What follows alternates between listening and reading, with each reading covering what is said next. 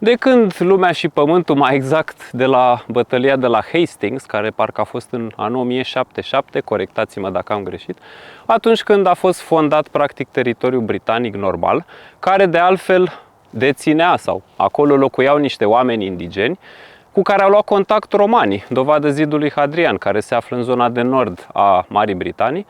Cert este că statul actual e fondat de niște oameni care au inspirat mai departe ceva specific britanicilor, și anume navigatul pe mări și oceane. Pentru că normanzii și vikingii, cei care cumva au dat naștere acestui neam, se ocupau cu aceste îndeletniciri. Și de mai bine de 700 de ani, în Marea Britanie există casă regală. Și cumva pentru că numele sunt limitate, la un moment dat ajung să se repete și vezi regine și regi care poartă aceleași prenume, dar evident că nu sunt aceleași persoane. Însă conduc cam la fel aceeași națiune nealterată de atâta timp. Și au avut ceva tipic al lor. Au fost exploratori, au încercat să civilizeze și să cucerească teritoriul modern al Indiei.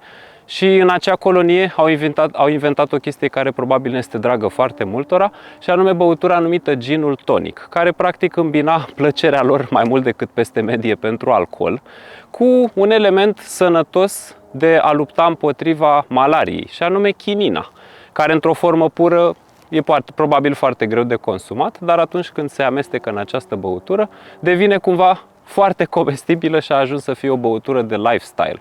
Au inventat foarte multe sporturi de asemenea. Nu mai zic de faptul că obsesia lor pentru ceai este ceva foarte bine cunoscut și dacă nu era zona de Ceylon sau India, probabil nu ar fi avut acest lucru. Și aici ne duce cu gândul la faptul că sunt practic fondatorii unei burse de mărfuri moderne, în ideea în care East India Company este o societate, sau a fost o societate, care se ocupa cu adusul de condimente în Marea Britanie. Vă dați seama că ei își dădeau viața ca să aducă piper în mâncarea lor. Și cumva ne dăm seama că e un neam care a făcut niște chestii principial, foarte, foarte incisiv și bine definit, pentru niște mărunțișuri în esență. Cred că suntem cu toții de acord că aceste condimente pe care le considerăm niște chestii de-a gata sunt niște banalități în ziua de azi. Însă nu era și atunci, când greutatea lor putea să valoreze mai mult decât cea a aurului. Au fost navigatori, au cucerit locuri, au inventat tot felul de tehnologii, sunt revoluționari pe partea de industrie. Isambard Kingdom Brunel este unul dintre cei mai mari ingineri din domeniul feroviar, care a proiectat de altfel foarte multe chestii, de la metrouri, tuneluri, locomotive, poduri, lucrări de infrastructură publică. Și cred că dacă stai să te gândești, poți să identifici multe aspecte din industrie la care ei au contribuit. Sunt niște performeri în sport foarte buni. Și asta, ceea ce vedeți aici, este o mașină care celebrează una din acele tradiții, care însă nu e veche de atâtea sute de ani, precum băutul ceaiului, al ginului și cuceritul teritoriilor externe, că până la urmă, dacă nu erau ei, cine știe cum ar fi arătat America modernă și Australia, țări vorbitoare de limbă engleză până la urmă, sau Canada, că pentru cine nu știe, regele actual al Marii Britanii are cumva o autoritate și peste teritoriile astea Commonwealth, respectiv Canada și Australia. Și probabil peste 700 de ani, dacă o mai fi cineva ca mine să vorbească despre mașini, o să vorbească despre această marcă numită Land Rover, care e foarte posibil să existe și atunci, deținută însă de cine știe ce conglomerat la acea vreme. Undeva la sfârșitul celui de-al doilea război mondial, în toate țările, și cele perdante și cele câștigătoare, din fericire, Anglia, Marea Britanie, este câștigătoarea războiului cu niște sacrificii enorme și a făcut chestia asta atât prin oameni, dar și prin mașinării, cum ar fi faimosul avion Supermarine Spitfire și mai ales atitudinea pe care au avut-o politicienii britanici în acea perioadă, precum cei care au fost efectiv la conducere în perioada respectivă, cum ar fi Winston Churchill, nu acel fraier de Chamberlain care a crezut el că semnând o scrisoare o să-l împace cumva pe Hitler, care a făcut ce a făcut mai departe și au fost niște vremuri grele până la urmă. Și dacă stăm să ne gândim, aveau toate șansele să dispară ca națiune, fiind o insulă, dacă nu aveau parteneriate, dacă nu erau abili în a rezolva aceste situații. Și după război, la fel ca toate celelalte țări, exact așa cum am spus, a apărut nevoia de mobilitate. private. Și așa au apărut în general diversele forme de mașini naționale. Și probabil fiecare țară majoră a avut o formă de camionetă sau mașină de teren, cum a fost Toyota Hilux pentru zona niponă, mașini diverse de teren precum Fordurile pick-up truck în America, care de fapt erau făcute și înainte de Revoluție sau de perioada războaielor, și Land Rover-ul în Marea Britanie. Acel Land Rover original, exact așa se numea, pentru că nu erau alte variante. El a fost produs până prin 1983 și la un moment dat a fost suprapus ca producție cu ceea ce noi cunoaștem ca Land Rover Defender.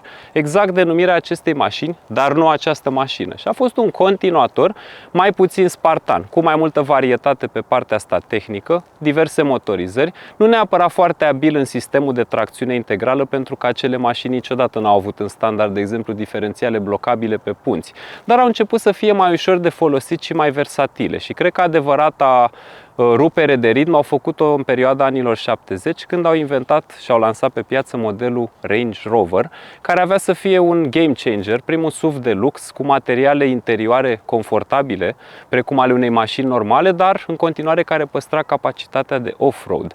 Și alte mașini ulterior aveau să urmeze, cum ar fi, de exemplu, G-Wagon-ul și tranziția lui la Mercedesul G-Class modern, cu interior de mașină modernă, și SUV-uri celebre care au adus și bani și faimă multora, atât producătorilor cât și posesorilor, respectiv Porsche-le Cayenne, ulterior modele precum Bentley Bentayga și alte mașini de genul acesta. Dar când vine vorba de off-roadere clasice, vei găsi clar modele precum Land Rover-ul Defender, Land Rover-ul clasic, Toyotele Hilux, 4Runner, Dodge-urile Ram, pick-up truck-urile Chevrolet și Ford-uri în general. Niște mașini clasice care vor rămâne în mentalul colectiv. Și această mașină sărbătorește 75 de ani de la lansarea acelui model de Land Rover și o face printr-o ediție numită chiar 75th Anniversary, care are exact culoarea de lansare Grasmere Green a acelui model, inclusiv pe partea de roți. Are o roată de rezervă auto purtată pe zona haionului, care se deschide precum o șură de animal într-o parte, nu în sus,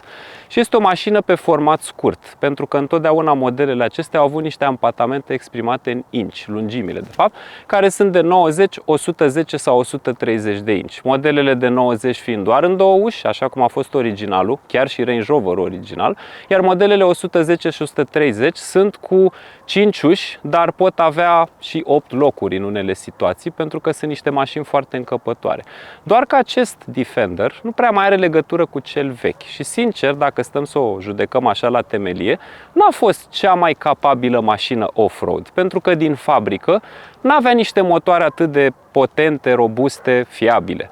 Sistemul de tracțiune integrală era rudimentar, în ideea în care avea o casetă de transfer cu reductor, fără diferențial central. N-ar fi fost asta o problemă, însă niciodată nu a avut blocanți din fabrică pe punți. Chestie necesară într-un off-road extrem, însă vă dați seama că cine lua genul ăla de mașini nu le lăsa niciodată stoc. Rezervoare mai mari, roți mai mari, punți, frâne, tot felul de blocanți, sisteme care puteau să genereze curent electric, corturi pe mașină, și cumva și fabricanții și-au dat seama că oamenii caută genul ăla de mașini. Și așa au apărut diversitățile astea de lifestyle cu tot felul de niveluri de echipare și mașina asta este o emulare a acelei mașini originale, care de fapt este o continuare a originalului numit Land Rover, și vei vedea faptul că seamănă, dar nu e deloc la fel. Probabil continuatorul spiritual al lui Defender este Ineos Grenadier, prin faptul că e o mașină care păstrează tradiția de punți rigide, robuste, doar că acea mașină, din motiv de Brexit, părerea mea, nu a mai fost făcută în parteneria cu Land Rover,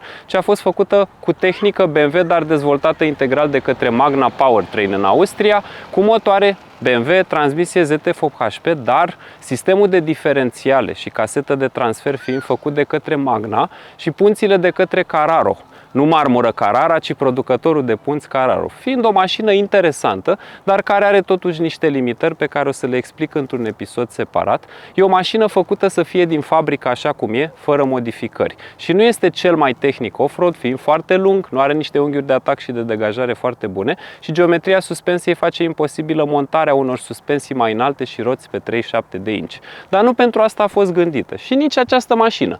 Ea continuă ideea de Defender din perspectiva unui proprietar modern. Pentru că, hai să fim sinceri, poate mulți sunteți nostalgici la adresa Aro, dar câți ați merge cu un Aro de zi cu zi în oraș? Cred că foarte puțin. N-are aer condiționat, este o mașină extrem de spartană pe frâne, pe transmisie, nu are niciun fel de sistem, nu e sigură. Cam așa e și cu un Defender original. Oricât de mișto ar fi ca idee, nu era o mașină cu care să poți să trăiești de zi cu zi și implicit ei nu puteau să vândă numere mari.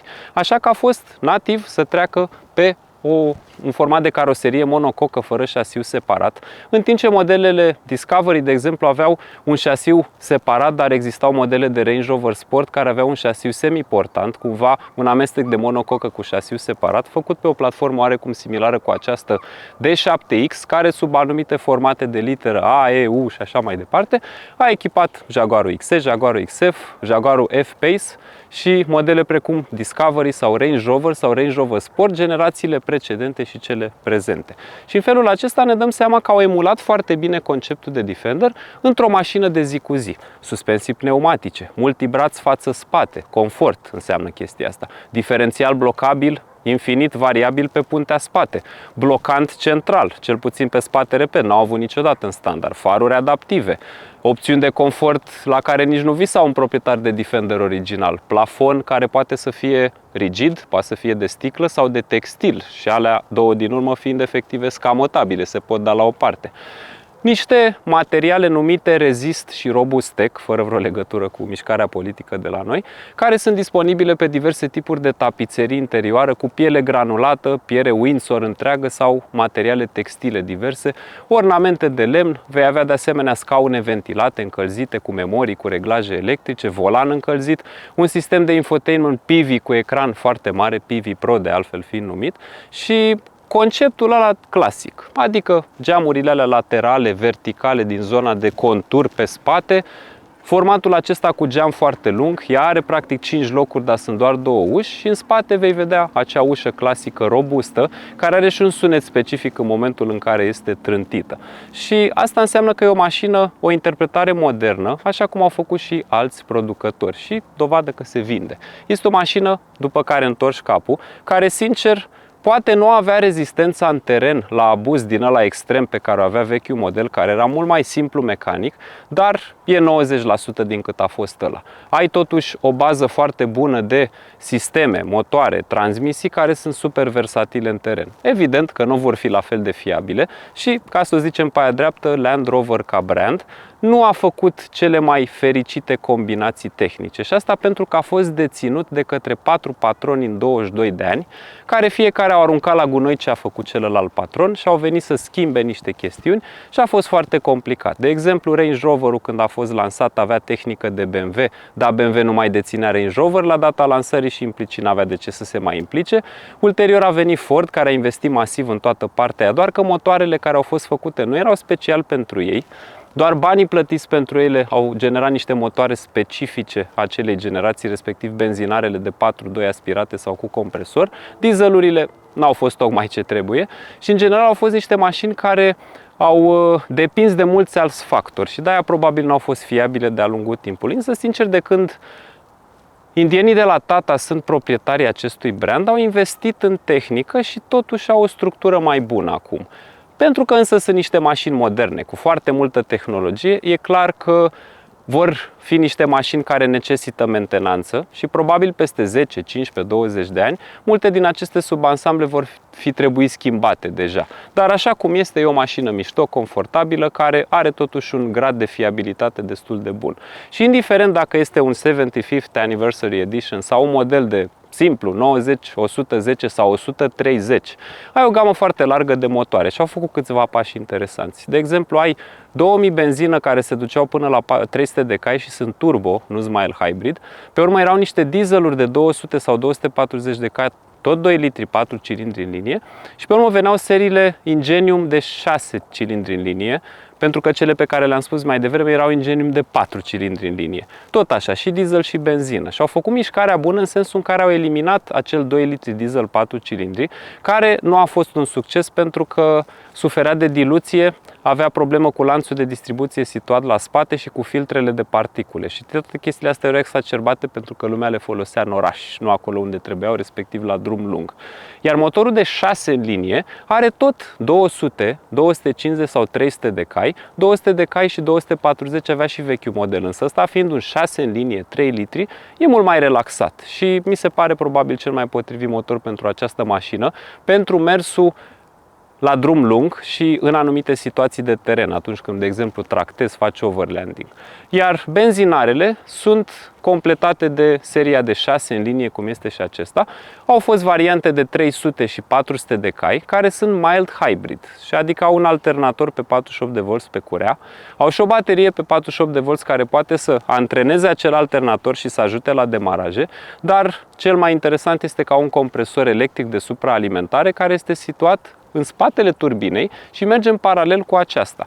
Și el nu mărește puterea motorului, ci la turații mici umple acel gol de turboleag pe care turbina mare l-are. Așa că tu la maxim de accelerație ai 400 de cai obținuți din turbina twin scroll termică, iar acel compresor este parcat. Deci el nu ajută turbina din punct de vedere putere, ci din punct de vedere răspuns. Și asta înseamnă că au putut să lase o turbină twin scroll mare care să funcționeze în etapa superioară a turației de motor, iar partea mică este gestionată de acest compresor electric de la Borg-Warner pe 48 de volți. Turbinele sunt fie Mitsubishi, fie Borg-Warner și sunt sisteme cu 1 sau 2 turbine pe diesel și doar cu o singură turbină pe benzină. Și îmi place că, spre deosebire de Range Rover, care a apelat la motorul 4.4 V8 de BMW, care de altfel e unul ok în sfârșit după vreo 7 revizii tehnice, oferă pe acest model, pe o ediție foarte tare numită Carpathian Edition, un V8 supraalimentat de 5 litri și 525 de cai, care este un motor din familia clasică AJ133 de Jaguar Land Rover, ăla vechi finanțat de Ford, derivat din motoarele clasice de Jaguar din anii 90 și 2000. Un motor foarte robust, probabil cea mai bună alegere pentru această mașină în afara Europei, că la noi cu greu îl vezi. Și cam asta e gama de motoare generală. Există și niște versiuni plug-in hybrid care împerechează un motor de 2 litri turbo plus unul electric în transmisia ZF, un cumul de putere de 400-440 de cai. Și tehnica e una bună pe confort. Ai două brațe superioare, două brați inferiori, care este o basculă, și două inferioare, care însă au un plasament de montare foarte interesant, în ideea în care sunt montate spre interior și ai foarte multă degajare pe spațiu de dedesubt. Ai puncte de sprijin pentru cricuri, burta este destul de săltată și ai o gardă la sol sănătoasă la această mașină, de până la 30 de centimetri aproximativ, iar în spate are o suspensie numită Integral Link, acolo unde ai o basculă foarte mare cu două puncte de prindere pe șasiu și unul pe porfuzetă, și cumva sub ea, într-o linie paralelă, este un braț suplimentar care vine însă prins și direct pe fuzetă și indirect printr-un braț mic de control, ăla este Integral Link-ul, care dă și o rigiditate laterală de tip tow, dar dă și unghiul acela de camber pe care roata îl are. Și reglajul clasic de susținere superioară este printr-un al treilea braț.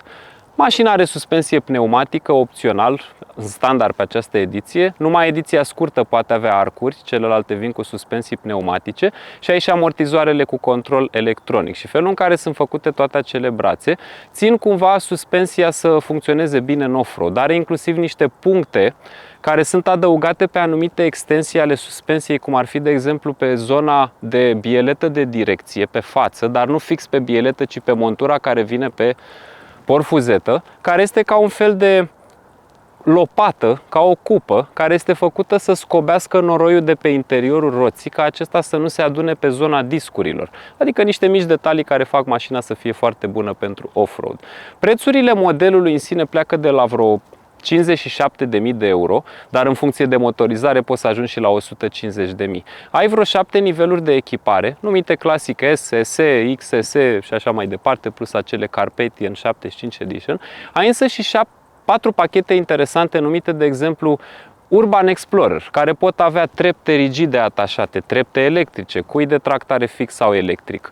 De asemenea, unele care sunt gândite pentru off-road adventure, cu tot felul de bare, praguri, chestii de genul acesta. Deci ai 4 configurații pe care le poți face, jante de la 18 la 22 de inci cu diverse tipuri de colorit. Ai de asemenea la interior sistem audio Meridian, sistemul ăsta PV Pro, ventilații, muzică, de toate.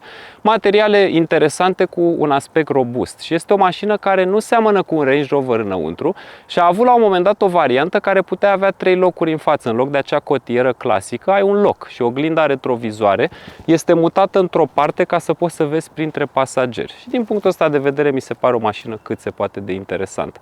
La fel de rezistentă cred că va fi, dar acolo unde modelul respectiv excela, ăsta nu excelează și ăsta excelează acolo unde ăla nu excela. Deci cam așa este situația.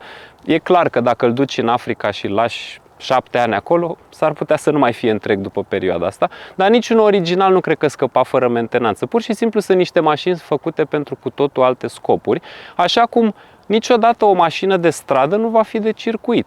Nimic care se vinde la reprezentanță cu titulatura de mașină sport nu e făcută pentru puritanismul competițiilor. Nu o să vezi niciodată pe stradă o mașină de Le Mans exact așa cum e acolo, sau o mașină de NASCAR sau una de Formula 1.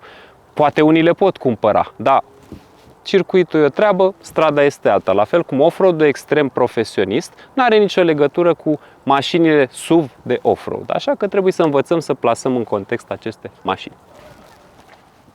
Cred că am mai prezentat fix acest motor de cel puțin 3 sau 4 ori pe modele Land Rover Discovery, pe modele Range Rover și pe un Jaguar F-Pace. Deci știu sigur 3 dăți până acum în care am interacționat cu el. Fie că vorbim de 360 sau de 400 de cai, acest Ingenium de 3 litri numit pe 360 sau pe 400 este absolut identic tehnic. Este un motor construit integral din aluminiu, care este identic cu cel diesel pe împărțirea componentelor. Are 6 cilindri în linie, spre deosebire de cele pe 4. Nu are arbori de echilibrare, pentru că e un 6 în linie și perfect echilibrat, are doar o folie din aceea specifică. Are distribuția la spate și este compusă din 3 lanțuri, unul pentru pompă și 2 care sunt pentru segmentul superior. Un lanț care pleacă oblic într-o parte și alimentează un pinion intermediar unde se află pompa de injecție și de acolo pleacă un al doilea lanț care mișcă cei 2 arbori cu came, care au și distribuție variabilă electrohidraulică. Față de diesel însă lanțul de jos este cu 2 pinioane, în timp ce la diesel e cu 3. Iar lanțul superior, la benzină, are axele mult mai distanțate și implicit este mai lung. Iar pe arborele de admisie avem celebrul sistem Multi-Air, care însă aici se numește Uni-Air și este produs de către firma Schaeffler, la fel ca și Multi-Air-ul de Alfa Romeo. Practic, la fel ca la BMW, Alfa Romeo, Chrysler, Fiat și multe vehicule care folosesc licențele astea inventate de Fiat Powertrain Technologies, tu când apeși accelerația la acest motor, nu controlezi o clapetă de accelerație care există acolo din motive de rezervă și pentru porniri la rece, de siguranță și ca să facă vacuum parțial în admisie, să tragă gazele de carter și vaporii din rezervor. Însă la apăsarea pedalei, tu controlezi cât de adânc coboară supapele de admisie. Diferența însă este că BMW-ul folosește sistem electromecanic, iar aici se folosește electrohidraulic. Cu alte cuvinte, supapa aici are un arbore cu came dedicat, la Fiat, Alfa Romeo, Chrysler și așa mai departe nu are și folosește un sistem SOHC. Aici, în schimb, arborele cu came de admisie bate pe niște pompițe și pompițele alea sunt controlate de un asemenea solenoid pentru fiecare piston și acel solenoid poate să regleze presiunea, în sensul în care dacă este inactivat, legătura hidraulică cu supapa este directă și e ca și cum ar fi o camă. Dacă însă solenoidul este activat, el poate să facă ceva de genul țac-țac sau țac-țac sau de foarte multe ori, în repetate secvențe, astfel stocând acea presiune într-o cameră hidraulică și generând pentru supapă tot ceea ce vă trece prin cap. Adică poate să controleze dacă se deschide puțin sau mult, cât de repede se deschide, cât de repede sau încet se deschide sau se închide, când se deschide, cât și așa mai departe, cuplat și cu distribuția variabilă clasică. Așa că avem un sistem fără vacuum în galeria de admisie și oricum motorul nu folosește pompă de vacuum pentru că wastegate-ul este electric, compresorul de aer este electric, acela de supraalimentare, frânele sunt de la Bosch și sunt sistem de asistare servoelectrică și este un sistem care a avut niște probleme la lansare, au fost anumite rechemări în acest sens, acum, din cunoștințele mele, pare să funcționeze destul de bine. Motorul are și o curea de accesorii și diferă față de un range normal, sau un Land Rover din acesta care nu-i de teren, pentru că are vâscocuplaj la ventilator. Și asta înseamnă că avem o curea specială pentru acest ventilator și cealaltă curea este responsabilă de alternatorul mild hybrid și de compresorul de aer condiționat și pompa de apă. Ei n-au ales însă să pună alternatorul în cutie sau la volantă și să electrifice pompele și așa mai departe. Dar are pompe electrice pentru răcirea turbinei, este o turbină twin scroll care are galerie de evacuare integrată în zona de chiulasă și aici putem vedea încă o clapetă de control aer pe lângă clapeta clasică wastegate care ocolește sau lasă să fie în schema acest compresor de supraalimentare. Intercoolerul este cu lichid, are și o pompă specifică pentru partea asta și aici avem odată un radiator de joasă temperatură și unul de înaltă temperatură care se ocupă de partea asta clasică de răcire. Și cam ăsta este motorul în linii mari, deci două circuite, unul de joasă, unul de înaltă. Avem și pompă cu debit variabil de ulei și de asemenea pompă cu debit variabil de benzină care poate sau nu să ocolească blocul. Sistem de injecție directă cu pompa situată pe distribuție, la fel ca la diesel, și un sistem din acesta cu arborele cotit, defazat puțin față de centrul pistoanelor, ca să elimine acel element numit piston slap, fenomenul ăla în care pistonul pleznește în momentul în care urcă și schimbă fața de contact. Și supraalimentarea este pe bază de traseu cu filtru de aer, de bitmetru, intră direct în turbo, turbina comprimă, bagă în intercooler în paralel sau singură cu acel compresor și în partea asta se află galeria de admisie cu acea clapetă de accelerație. Blow-off-ul turbinei este situat pe acest traseu furtun și face legătura dintre intrarea în turbo și venirea de la turbo prin intercooler și avem furtunurile alea clasice de epurare gaze Carter și vapor rezervor. Cam asta ar fi, să zic așa, prezentarea motorului și trecem la restul mașinii. Cam aceasta este înălțimea maximă a mașinii și putem vedea că pică destul de bine și lumina nopții, să zic așa, pe ea. Nici nu e așa de cald, mi-e mai ușor să o prezint și camera văd că face față destul de bine la luminozitate. O să vedem și interiorul mai drăguț. În partea aceasta se poate vedea bascula superioară și undeva în zona asta este elementul acela care curăță janta și dacă ne uităm pe dedesubt, vedem brațele respective și aici pot să adaug niște chestiuni interesante. Caseta de transfer este o adaptare făcută de către Magna Powertrain și are diferențial central și are și reductor. Și este interesant că diferențialul are control pe motoraș electric cu plăcuțe, dar are și o suveică, un fel de inel, care blochează efectiv diferențialul solid ca să nu patineze, deci nu solicită acele discuri de ambreiaj multidisc care sunt folosite strict pentru a varia cuplul în anumite situații. Iar pe puntea spate are diferențial cu motoraș electric. Dacă ne uităm la puntea spate, sunt o serie de brațe în partea asta, unul superior, dar nu se vede foarte bine în această lumină, și oricum au o diagramă destul de complexă, o basculă mare cu perna pneumatică și în fața lor un braț de control care se împreunează cumva pe basculă cu amortizorul. Iar aspectul mașinii este unul foarte haios. Chiar întorci capul după ea pentru că e o mașină scurtă și configurația asta e cea mai pretabilă pentru off-road. Deja când ridici garda la sol atât, uitați-vă ce unghiuri de atac și degajare ai, gardă la sol. E o mașină destul de potentă așa cum este, deși pentru cine vrea off-road, probabil ar fi trebuit să aibă o bară puțin mai teșită în partea de jos, element care se poate obține însă când e vorba de echipările acelea specifice pentru unul din acele 4 pachete. Foarte drăguță interpretarea stopurilor, a roții de rezervă, plasarea aceasta a șoldurilor late.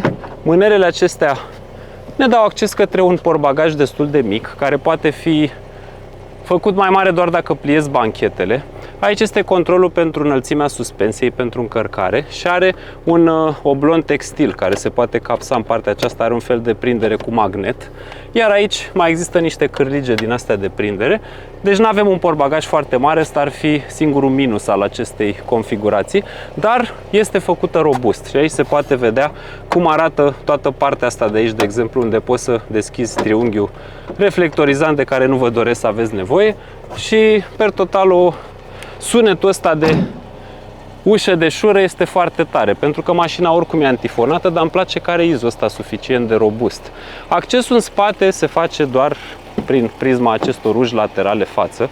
Pragurile sunt iluminate, avem iluminat ambiental, 3 memorii la scaune, ventilații, chestii de genul acesta și singura chestie care nu-mi place este că aici clapa asta de deschidere e aproape de stâlpul mașinii și deci ca să dai tot scaunul la o parte, văd că el se dă cu totul electric din partea aceasta, deci trebuie să faci tu această acțiune, nu revine efectiv scaunul.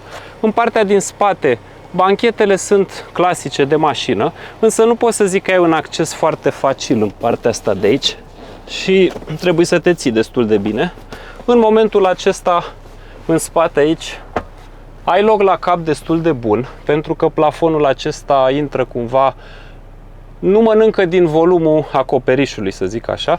Ai climă pe 2 zone în partea asta din spate și ce este interesant e că ai ventilație și încălzire și în scaunele din spate nu are ventilație, doar este gradația dată, are însă încălzire prin această rotație, dar ai 2 zone separate de climatizare și o priză din aceasta USB.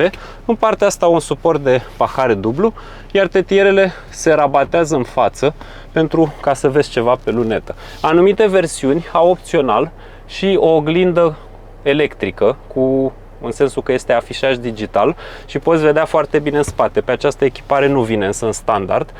Boxe de la sistemul Meridian, mânere, gemulețele astea clasice și sincer destul cu spatele că nu e cea mai importantă zonă, să zic așa. Și e efectiv foarte înalt, adică uitați-vă cum țin eu piciorul ăsta ca să pot să ating pământul. Este la propriu mașina, vine cu jumătatea pragului la genunchii mei și mă știți cu toții că nu sunt un tip scund, așa că mi se pare foarte drăguță chestia asta. Mi-ar fi plăcut însă scaunul să revină singur, ca să nu trebuiască tu să stai cu degetul să aștepți să se întâmple chestia asta. Ai însă posibilitatea de a-l regla pe niște memorii. Foarte bine plasat extintorul aici, că se întâmplă să mai fie necazuri în teren și e bine să ai echipament ca lumea la îndemână. E o mașină care are foarte multe elemente din acestea clasice de încărcare, cum ar fi porturile USB situate pe partea asta.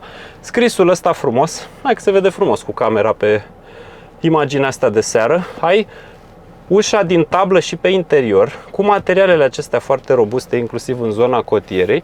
Aici se află un suport de pahare dublu și această cotieră se poate da peste cap, un încărcător wireless și aici avem un răcitor, un frigider, care are și un buton de pornire în partea asta de acolo, iar toată zona centrală aici are un spațiu enorm de depozitare, unde poți să pui sticle, ai și prize mufe de încărcare Type-A sau Type-C și priză de 12V, iar pe tot acest segment central se află sistemul de navigație PV cu controlele astea pentru scaune. De exemplu, dacă vrei să ai ventilație, dai înspre stânga, dacă vrei încălzire, dai înspre dreapta. Dacă apeși odată pe sistem, îți arată gradația de temperatură și la anumite versiuni se și putea trage de chestia asta pe alte modele, iar acest controller, care e pentru scaunul șofer, poate să fie și de climă, dar dacă apeși acest buton, devine selector pentru modurile de condus, pentru programele acestea, cum ar fi cele de off-road. Poți să activezi reductorul de la low range, poți să blochezi suspensia, să ridici nivelul de înălțime, control pentru coborârea în pantă. În partea aceasta ai partea de climatizare, încălzirea în parbriz, în lunetă, dezaboririle pentru partea asta e maximul de aer condiționat și mi se pare foarte modular făcut, cu ecranul de la sistemul PV Pro. Oglinda heliomată în partea aceasta are și controle pentru oblonul trapei și pentru deschiderea geamului. Obloanele astea laterale se extind și e bine chestia asta că avem geamuri destul de lungi și în partea asta ai ventilații suplimentare pe zona de răcire. Și în față coborâm, că mașina asta chiar se urcă la propriu, la cât de mare este. Iarăși, astea, din păcate, sunt de decor, sunt de plastic și nu te poți urca pe ele. Deși mașina, în anumite variante, de exemplu la 130, suportă aproape 400 de kg pe plafon și nici asta nu-i mai plăpândă, deci chiar poți să pui pat din acela întreg, dar era frumos cumva să lase niște elemente de-astea ca să poți să te urci pe mașină în anumite situații. Iar la șofer ai de asemenea controlele astea pentru scaun, memoriile, reglajul de geamuri închis-deschis, toate cele și accesul se face de asemenea ușor, ai un mic mâner aici care chiar este necesar pentru că la propriu, repet, trebuie să urci în această mașină. Și în momentul în care reglezi centura în interior acolo, se poate face poziționarea scaunului către partea din față. Și aici putem vedea bordul acela clasic pe care mașinile acestea le au, ce poate fi programat sau baleat cu ajutorul unei taste favorite. Dacă, de exemplu, pe tasta aia favorită setezi chestia asta, se schimbă paginarea bordului fără ca tu să trebuiască să mai intri în meniu și să faci toate acele chestiuni. Dacă e seară, îți arată un peisaj de seară și este evident iluminat mai discret. Dacă apeși tasta din centru, poți la acest info panel, de exemplu, să schimbi ce ți afișează aici. Consum, indicații de off-road, chestii de genul acesta. Eu am preferat să las consumul. Dacă de asemenea intri pe Trip Summary și dai Display Layout, o să poți să vezi toate acele chestii pe care le-am arătat mai devreme, cele 5 ecrane. Pe urmă ai trip A, trip B și un trip automat care se văd și în bord. Ai head-up display, care de asemenea poate fi programat de aici, și niște setări de vehicul care țin de sistem de presiune, pneuri, activare, dezactivare, airbag și afișarea acelor informații de 4x4. Însă mie îmi place să văd cadranele astea clasice, alții poate au alte preferințe.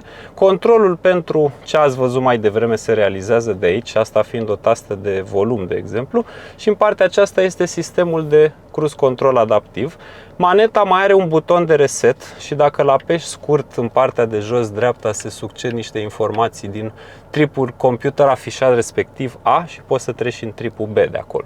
Iar pe zona centrală, sistemul acesta Pivi ar fi fost perfect, părerea mea, dacă avea și un controller, ca să nu te oblige să fie doar touchscreen.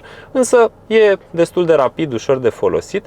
Dacă apeși tastele astea de aici, ai absolut tot ce conține meniul și ai niște scurtături care pot fi puse în partea aceasta de aici ca să ajungi ușor la ele. Navigația este una foarte bună, care e conectată la net, știe trafic, estimează timp, toate cele, are și vedere de sus și 3D și sateliți și toate cele. Muzică, conectivitate, Android, toate alea și în principiu dacă ai ceva de setat, reglat, are un meniu de settings la care ajungi oarecum ușor de aici și ai pe rubrici în primul rând ce ține de ecrane, de afișaj, partea asta pe care poți să o faci dark, auto hold-ul, home screen, respectiv poți să reglezi cum să arate layout-ul de la aceste butoane, adică poți să adaugi, să scoți tot felul de chestiuni de aici și pe toate ai efectiv toate setările mașinii. Sisteme de asistență, lumini, toată partea asta de infotainment, partea de, nu știu, setări pentru acces, ce să se deschidă din cheie, când să se deschidă, la câte apăsări de butoane și are un meniu foarte interesant. Dacă ții lung apăsat pe tasta aia pe care am arătat-o, acel romb, eu am setat să-mi intre pe acest meniu de 4x4, care este foarte util pentru că el îți arată toate informațiile astea care țin de off-road. De exemplu, din partea asta laterală de aici, poți să vezi tot felul de informații despre adâncimea maximă pe care mașina o are. Și de asemenea de aici poți să vezi tot felul de informații dacă setezi mașina pe nivelul acela normal de înălțime, să zic. O să o cobor un pic pe partea aceasta și în momentul în care setezi toate informațiile astea, îți va arăta, de exemplu, cât de înalt e situată mașina, dacă îți blochează centralul, dacă blochează partea de față, modurile selectate de condus, cu reductor sau fără, mod eco, chestiuni de genul acesta și asta cred că, mă rog, arată cam tot ce poate sistemul acesta, pentru că mi se pare util să vezi treaba asta. Aici apare o diagramă cu mașina, în mod normal, dar este selectată în momentul în care conduci și acolo o să vezi diferențialul spate și centralul și nivelul acesta clasic de înălțime, chestiuni pe care le poți vedea și în acest peisaj în partea de aici, pentru că, de exemplu, dacă intru acum și mă joc, este asta diagrama și putem vedea faptul că, de exemplu, dacă eu intru acum și ridic mașina, intru înapoi în acel meniu și dau pe ridicare, putem vedea brațele alea cum încep și se ridică și schimbă unghiul. Observați puntea față și acum puntea spate și acele coloane albăstrui care se umplu și de asemenea pe ele se află niște liniuțe verticale care sunt gradațiile de repartiție a cuplului, adică funcționează foarte eficient, să zic așa, chestia asta. Și camerele de marșarier au o grafică foarte bună și chestia asta cred că ne poate fi dovedită de lumina destul de difuză de afară. Adică aici poți vedea inclusiv camere de on-road, unde poți vedea din față, din spate, lateral, 3D, cu tot felul de afișaje, și camere de off-road care îți arată din față toată treaba asta, doar că trebuie să fii situat aici, o cameră situată mai jos, de exemplu, și ți arată și înălțimea asta suprapusă peste, ca să știi clar cum să te miști pe acolo. Da, cam asta ar fi. Sper că nu va deranja foarte tare lipsa asta de lumină. Cu ocazia asta mi-am testat și eu camera și mi se pare că se descurcă admirabil. Aici e și head-up display-ul care are ceva informații, dar în general va funcționa în funcție de cum e poziția filtrului polarizat. Și schimbătorul are un traseu clasic cu trăgaci pentru drive reverse și dacă vrei să dai pe manual sau mod sport, dai într-o parte. Fiind un ZF 8HP transmisie, apăsarea butonului de parc face ca maneta asta să revină clasic pe centru. Și să mergem la drum, dar nu acum că e prea întuneric, ci în ziua următoare sau peste 2 zile când o să duc mașina înapoi. Bun venit la bord, după asta e a doua zi. S-au întâmplat multe de atunci, am mai trecut prin niște mașini interesante și îmi propun să o arăt mai versatil. Nu o să fac off-road, o să arăt doar cum se folosesc respectivele elemente, să zic așa, și în linii mari e o mașină care în formatul scurt e foarte bună pentru cine vrea să facă off-road, în ideea de a avea unghiurile astea de degajare cât mai bune. Doar că nu va fi cea mai spațioasă, confortabilă, practic. Așa că 110 este o alegere medie pe partea asta, pentru că vei avea 4 uși, cu tot cu haionul de șură, cum îmi place mie să-i zic. Și în primul rând, prin faptul că poți selecta gardă la sol variată și cu niște trepte înalte, adică diferența dintre minim și maxim e considerabilă. Mașina este extrem de înaltă. Mai are ceva practic pe care am uitat să-l arăt. Are priză de 230 de volți în portbagaj și una de 12 volți și atât podeaua cât și spatele scaunelor spate sunt din material tare. Deci vei putea căra fără probleme chestiuni. Însă nu e o mașină pe care să poți să o speli cu furtun înăuntru, așa cum se întâmpla cu generația veche, pentru că nu are sifon. Să nu faceți niciodată asta cu această generație, pentru că sub scaunul drept ai o cuvă unde se află bateria de 12 volți și sub scaunul stâng ai un controller, un calculator electronic cu răcire pentru sistemul mild hybrid. Deci caput dacă intră apă acolo. Așa că și cu mersul prin vad de apă trebuie mare grijă și de asta mașina are o chestie interesantă pe meniul de off-road. Dacă îl activezi, are o chestiune interesantă prin faptul că în funcție de înălțimea pe care o dai mașinii, se modifică niște specificații care apar aici. De exemplu, îți arată modurile acestea de mers și la weight sensing îți arată că ai maxim 90 de centimetri. Dar undeva în această listă de aplicații există Vehicle Dimensions și dacă mașina este înaltă, îți arată unghiurile de degajare. Dacă, de exemplu, intru acum și o cobor, se modifică partea asta de gardă la sol, înălțime totală, unghiuri 30 cu 37, 22, 171, 197 și în momentul în care cresc la loc, valorile se recalculează și asta mi se pare interesant. Evident că nu include eventualele accesorii și o chestie limitată pe partea de... Adică nu trebuie să te încrezi 100% în treaba asta. 38 cu 40, 29 în loc de 22. Deci e o diferență destul de mare pe partea asta. Bun. Dacă se trece mașina pe liber, pe N, se va putea activa reductorul, care în momentul în care este cuplat va putea să intre și să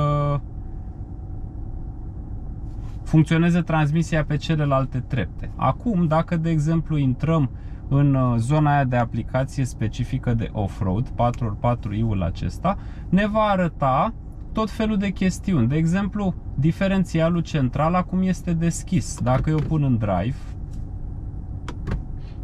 mașina va merge foarte încet, pentru că acum se află pe treapta de reductor. La relanti, în drive, în treapta întâi, are aproximativ 5 km pe oră.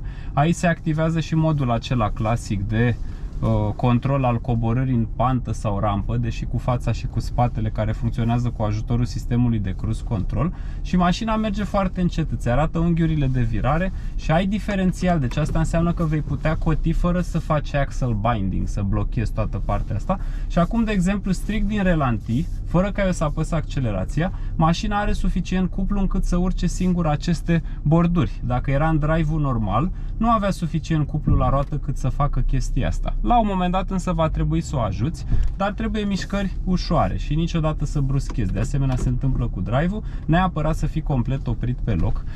Head-up display-ul se transformă și îți arată niște informații suplimentare pe partea asta de off-road și îmi place că în acest mod, dacă intri pe acest Configurable Traction Control și, de exemplu, intri pe meniul acesta și dai pe modul de configurare, ți se activează niște meniuri unde poți, de exemplu, diferențialele să le lași automate, poți să blochezi centralul, poți să blochezi și centralul și spatele, dar ar fi fost interesant să aibă buton pentru ele, ca să nu depinzi de un meniu și de o rutină a acestui meniu, iar modurile de condus și traction control de asemenea se pot activa. Și, de exemplu, dacă eu acum apăs Lock Center, apare un lacăt pe diferențialul central și în momentul în care pun în drive, mașina pleacă de pe loc. Problema este că, teoretic, dacă acest central e complet blocat, în momentul în care virezi efectiv pe loc, mașina se chinuie să cotească pentru că este blocat diferențialul central și în momentul acesta se face fenomenul acela de axle binding. De asemenea, poți să blochezi și spatele și în felul acesta teoretic ieși din majoritatea situațiilor neplăcute. Așa că în principiu cam asta este partea ei de off-road și mi se pare interesant că totuși îți dă disponibilitatea de a face treaba asta. Nu trebuie neapărat să stai să intri tu să modifici tot felul de chestiuni și mi se pare că o poți lăsa inclusiv în zona de confort și îmi place că reductorul poate fi folosit oricum. Adică nu trebuie neapărat să fii într-un mod din acesta clasic, îți arată în permanență ce e blocat, ce e deblocat și ce e interesant la platformă este că ai blocare progresivă, adică ea îți va lăsa diferențialul acesta să meargă automatizat, adică el parțial va putea închide și în felul acesta cred că am arătat faptul că e o mașină destul de capabilă în sensul acesta. De exemplu, aici se află niște pârloagă, urci fără niciun fel de problemă cu acest reductor, nici nu chinui transmisia, dar neapărat să nu ajunge să folosiți minus sau padele în cazul în care mașina are și să fiți, de exemplu, într-un drive treapta 5 la 12 km/h, că dacă ajungeți în treapta 1 se prea poate sparge ceva pe acolo. Și deși producătorul spune că poți să schimbi în mers anumite chestiuni, părerea mea e că cel mai bine ajungi să faci toate operațiunile astea în momentul în care deconectezi efectiv toată partea asta de transmisie stând pe loc, ca să nu fie probleme efective. Așa că cu motorul pe liber, frumos, se selectează high range și acum mașina devine una de stradă. Coborâm suspensia la nivelul de normal height și acum ne putem bucura de această mașină precum ar fi un SUV. În ideea în care aici plusează față de ce era înainte. Câți, nu știu, ați mers cu camionete, mașini de teren care au punte rigidă pe spate de tipul Osie. Nu sunt niște mașini deloc confortabile la un mers de zi cu zi. Adică puntea aia e făcută să care, să fie robustă și țopă e foarte, foarte tare. Și nu e confortabilă, dar e robustă. Și sunt mașini care inclusiv au brațe pe spate, multilink, dar pentru că sunt făcute să fie robuste și să tracteze capacitate mare, amortizarea și arcurile sunt foarte, foarte dure. Și pe drumurile alea județene, cu copil în spate care doarme în cărucior, nu se poate cu doarme în cărucior, pentru că nu o să doarmă de la acele vibrații. Această mașină, în schimb, la mersul ăsta normal, este un SUV. Deci e super confortabilă, nu se simte neplăcut, chiar dacă are niște anvelope din astea AT cu, cum le zice, caramele și e ceva ce vechea generație nu putea niciodată să aibă, chiar dacă a avut și variante normale cu motoare V8. Mai sunt jeepurile Grand Cherokee vechi care aveau osi față-spate și tot așa, deși erau niște fotolii confortabile înăuntru, sub nicio formă nu erau niște mașini cu care să te simți bine la 140 pe autostradă. Asta, în schimb, are niște reprize bunicele, 6 și un pic suta, iar 100-200 calculat de oamenii aia care au canale cu tot felul de situații din astea interesante, merg cu un timp de vreo 20 de secunde cu aceste anvelope. Mașina este limitată la 200 de km pe oră pentru că are anvelopele late și este o mașină de off-road. Are o anumită demultiplicare la punți și greutate în funcționare, care probabil este aleasă cu o viteză maximă limitată. Pentru că dacă stăm să ne gândim, tehnic ea poate să prindă mai mult, că în esență toate merg tare, dar n-ar fi safe să le lase așa. Și pentru că avem un motor de 400 de cai pe o mașină care, chiar dacă are 2100 și ceva de kilograme, cu siguranță nu vorbim despre o mașină lentă. Adică se simte bine și consumul este unul corespunzător dimensiunii acesteia. Am scos în București cel mai puțin 12, 6, 14 la mers de ăsta de seară lejer. Poți să scoți și 10 dacă e liber și mergi așa cu talpă ușoară.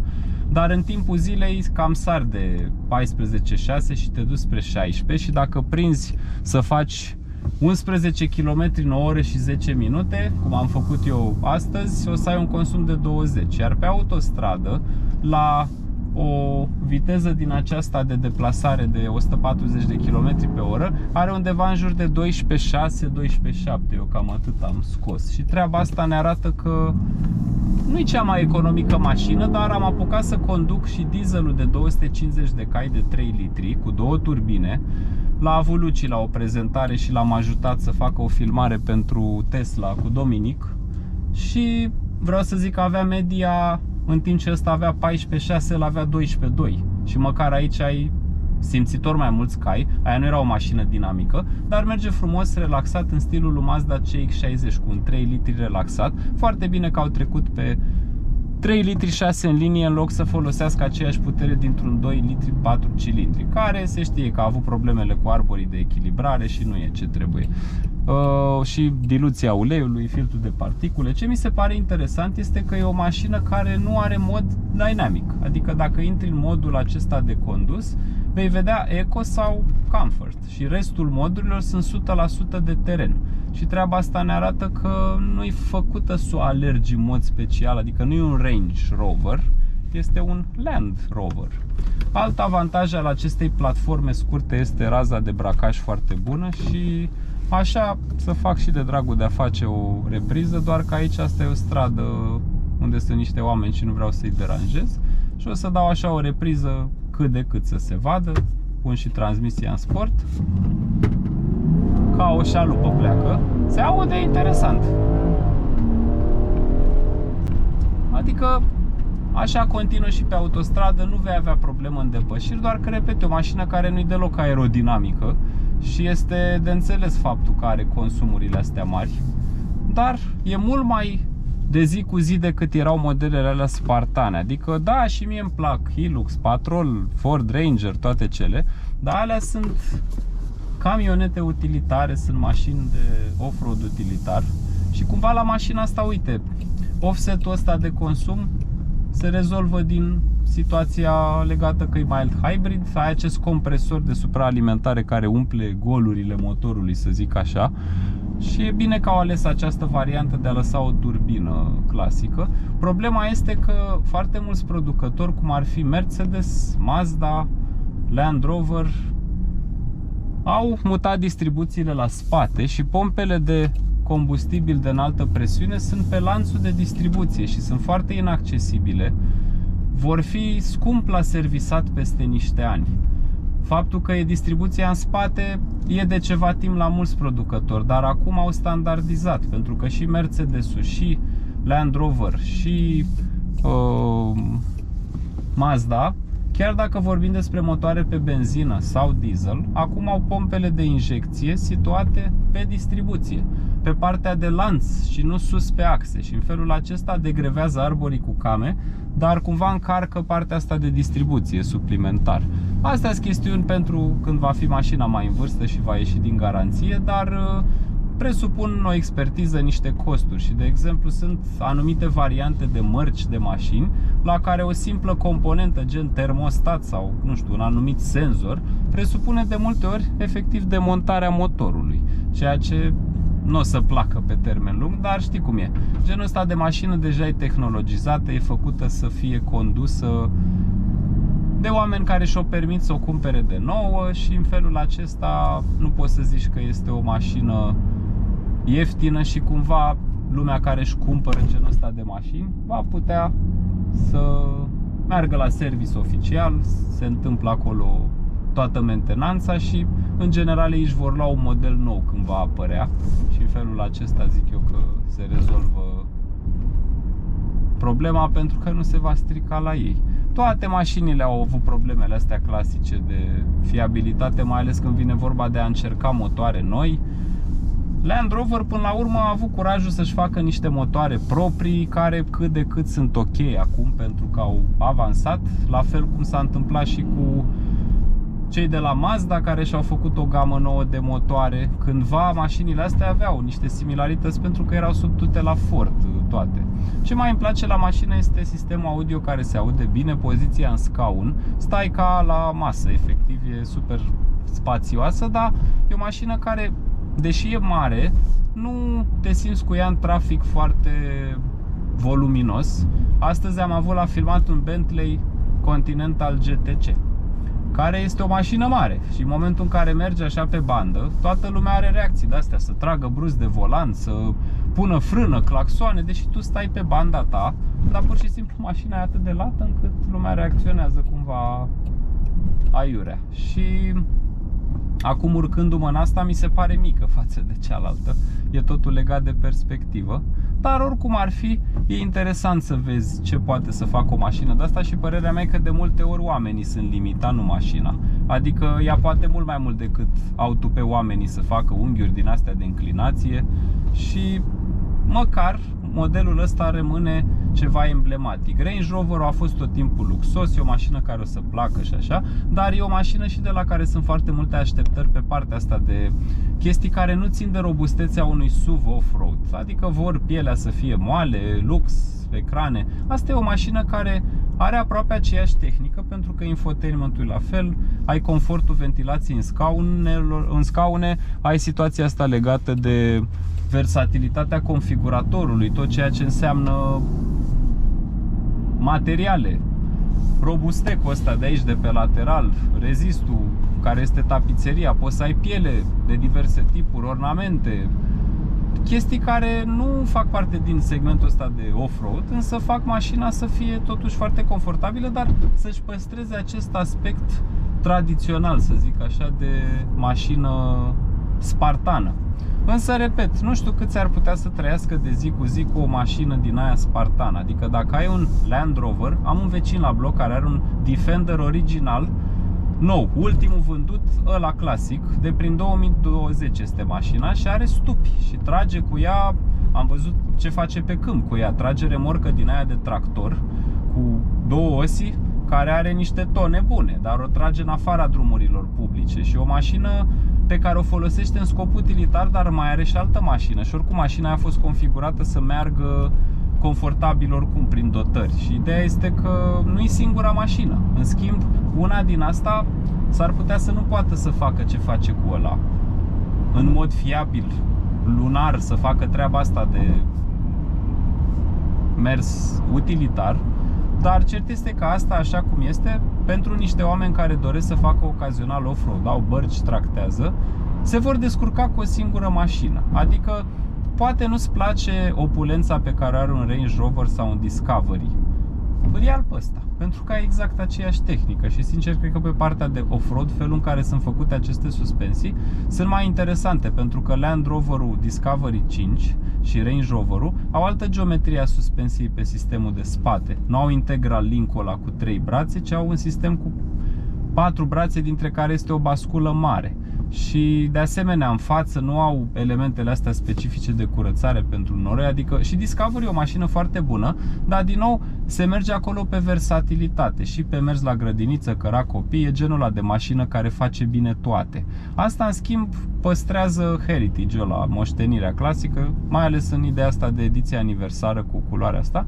E o mașină foarte drăguță și îmi dau seama că totuși e o mașină mare. Am în față un Q8, care nu-i deloc o mașină mică, și linia ochilor mei este peste plafonul mașinii din față, în condițiile în care eu nu am săltat-o la maxim. Adică dacă chiar vreau, pot să o ridic la nivelul de off-road și deja văd nervurile de pe plafonul respectiv, numai că nu poți să mergi la această gardă setată foarte mult timp, pentru că mașina se coboară automat. Cam asta e ideea. Oricum, toate-s mișto în felul lor și e frumos că n-au închis ușa, să zic așa, acestui model. Cine știe cât va mai fi făcut, cum va fi făcut, dacă va fi electrificat. Dar era păcat ca firma asta să nu capitalizeze pe modelul acesta, care e atât de emblematic.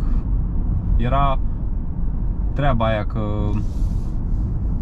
cu un Land Rover intri oriunde, în orice junglă te duci, și cu Toyota cu siguranță te și întorci. Așa era vorba. Dar hai să fim sinceri, dacă ne uităm la... Dacă îl mai țineți minte pe îmblânzitorul ăla de crocodil care a murit, săracul, Steve Irwin, care era în Australia și avea un parc din acesta natural și omul era efectiv cea mai volatilă persoană pe care am văzut-o, volubilă, era super veselă, nu cred că a plâns niciodată sau să fie trist, inclusiv când plângea cred că râdea. Și el avea genul ăsta de mașini spartane, utilitare, avea și Hilux-uri, avea Toyota Land Rover-uri, de exemplu, pentru overlanding și tot ce făceau cu turiști. Aveau Land Rover-uri lungi, 130-uri cu benă, care erau cu cușcă ca să nu-i atace leii și pe unde mergeau ei pe acolo. Dar le avea pe toate, avea și Toyota, le avea și pe ăsta. Adică omul știa să-și facă mașinile pentru ce avea nevoie. Dar nu erau niște mașini simple de stradă. Da. Felicitări că nu trece pe trecere pe trotinetă. Dacă era expat indian, ar fi trecut în fugă pe trotinetă. Oamenii efectiv n-au frică. Adică ăia, de exemplu, dacă au de livrat un colet la una din ambasadele astea pe stânga, o iau efectiv așa pe diagonală, fără niciun fel de teamă. Adică e pe principiul Dumnezeu bețivilor. Există un Dumnezeu al indienilor care îi protejează, pentru că n-am văzut niciunul accidentat până acum sau căzut. Doamne ferește, nu le doresc chestia asta, dar au un tupeu fantastic în trafic pe moto. Da, cam asta a fost prezentarea, pentru că am tot vorbit și cred că s-a lungit deja destul de mult și mi-am propus pur și simplu să arăt mai versatil această mașină. Și aici nu e vorba de repriză, de off-road extrem. Cu siguranță mașina se descurcă binișor în off-road și pur și simplu am vrut să vă arăt așa cum e ea. Ce mai îmi place este că aici poți, de exemplu, să comuți toată partea asta de contacte. Ele își schimbă LED-urile în funcție de cum apeși și ai o cu tot o altă grafică care apare pe acolo. E drăguț implementat acest sistem, are o calitate foarte bună pe imagine, ecranul este curb, are o anumită curbură ca să elimine probabil reflexiile și mi-a plăcut foarte mult navigația și sistemul audio, chiar se aud bine.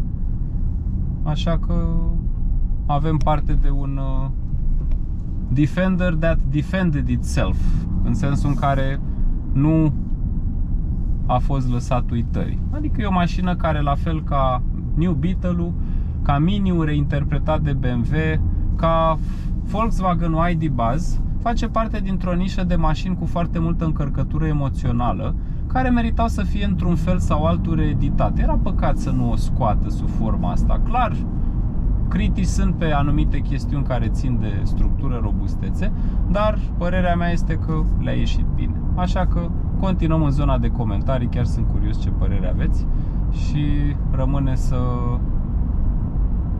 ne conversăm acolo, pentru că sunt curios, așa mai aflu și o idei diverse și chiar sunt curios dacă sunt persoane care au asemenea model. Mi-a scris cineva din Brașov cu unul identic, ca motorizare, dar mai lung formatul. Poate să-l filmez și pe acela dacă mă sincronizez, dacă ajung pe acolo. Am în plan să mai ajung la Brașov. Am mai ajuns și am filmat niște chestii pe acolo, dar vreau să filmez neapărat o mașină exotică pe care nu credeam că o să o găsesc în România și poate o să fac și acest Defender. Și acolo, dacă o fi să-l fac, o să încerc să fac altă abordare decât asta. La revedere!